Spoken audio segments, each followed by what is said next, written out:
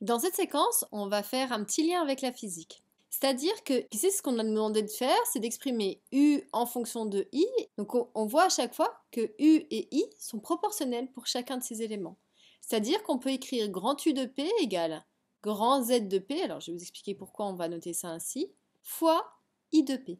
Et cette valeur de grand Z de P, elle est très particulière dans chacun de ces trois cas. Donc on va prolonger le tableau et on va les donner.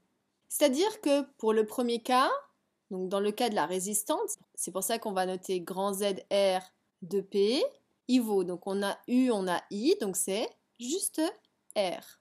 Dans le cas de la bobine, donc ZL de P, on a une proportionnalité entre U et I, le coefficient c'est PL. Et dans le cas du condensateur, on va avoir ZC de P qui vaudra, donc on a U et I, donc ce coefficient ici, C sur P.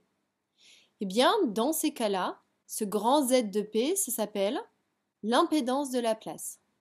Ce qui est intéressant ici, c'est qu'on retombe sur des choses vues, c'est-à-dire l'impédance complexe.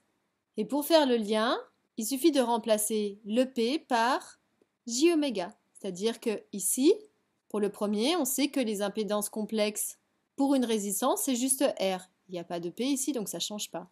On sait que l'impédance complexe pour la bobine, c'est J oméga L. C'est normal puisqu'on a dit que le P allait être transformé en J oméga. Et on sait que pour le condensateur, l'impédance complexe, c'est C sur J oméga, puisque en fait c'est le P qui se transforme en J oméga.